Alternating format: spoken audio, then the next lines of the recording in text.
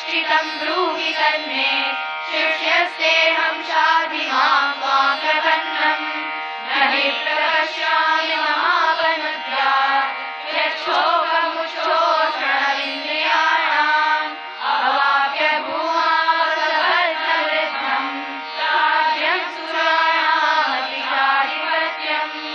सञ्जय उवाच एवमुक्त्वा ऋषिकेशम् गुडाकेशः परन्तपः न योत्स्य इति गोविन्दम् उक्त्वा तूष्णीमभूवः।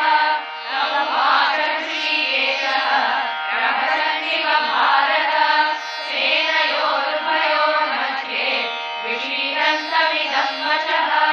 श्रीभगवानुवाच अशोच्यानन्वशोचस्त्वम् प्रज्ञावादां च भाषसे गतासून गतासूंश्च नानुशोचन्ति पण्डिताः।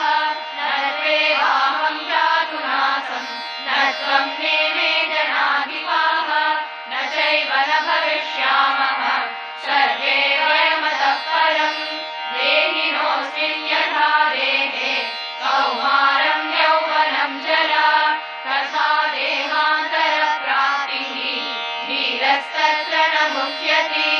मात्रा स्पर्शास्तु कौन्तेय शीतोष्णसुखदुःखदाः आगमापायिनो नित्याः तांसि तिक्षस्व भारत। यं हि न व्यथयन्त्येते पुरुषं पुरुषर्षभ समदुःखसुखं धीरं सोऽमृतत्वाय कल्पते। नासतो विद्यते भावः नाभावो विद्यते सतः उभयोरपि दृष्टोऽन्तः त्वनयोस्तत्त्वदर्शिभिः। अविनाशि तु तद्विद्धि येन सर्वमिदं ततम् विनाशमव्ययस्यास्य न कश्चित् कर्तुमर्हति। अन्तवन्त इमे देहाः नित्यस्योक्ता शरीरिणः अनाशिनो प्रमेयस्य तस्माद्युध्यस्व भारत।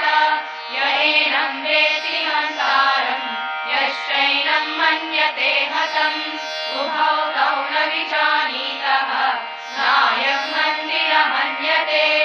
न जायते म्रियते वा कदाचित् नायं भूत्वा भविता वा न भूयः। अजो नित्यः शाश्वतोऽयं पुराणः न हन्यते हन्यमाने शरीरे।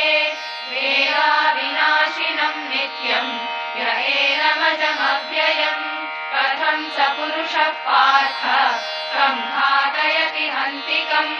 वासांसि जीर्णानि यथा विहाय नवानि गृह्णाति नरोपराणि तथा शरीराणि विहाय जीर्णानि अन्यानि संयाति नवानि देहि।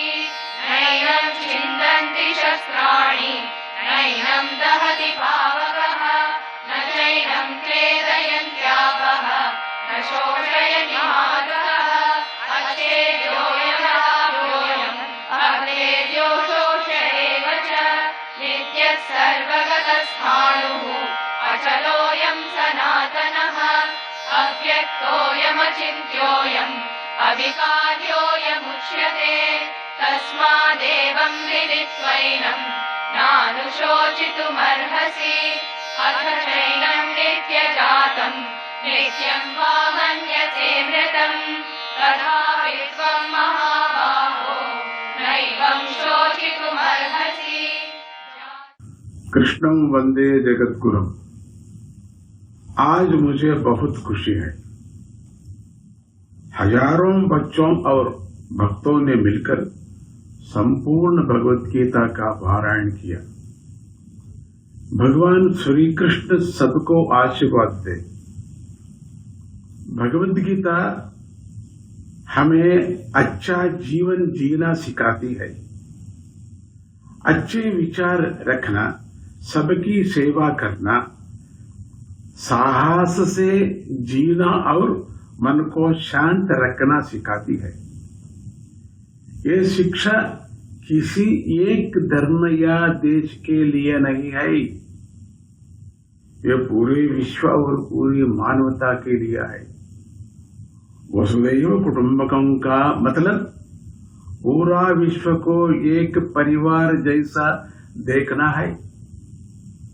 आज हमने विश्व शांति, हर परिवार के सुख और सबके कल्याण के लिए प्रार्थना की।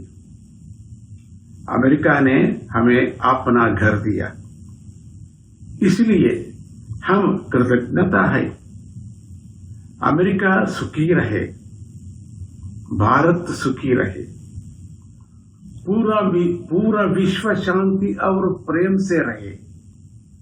लोकाः समस्ताः सुखिनो भवन्तु। ओम shanti shanti shanti. God bless America, God bless India, God bless the world, the God bless all Bhagavad Gita पारायण लोगों के लिए भी अच्छा आशीर्वाद। और नया नया लोग आना सीखो। ये महायज्ञ से आप सब लोग मिलकर करना है, विश्व शांति होता है। कृष्णं वंदे जगद्गुरु। जय गुरुदेव।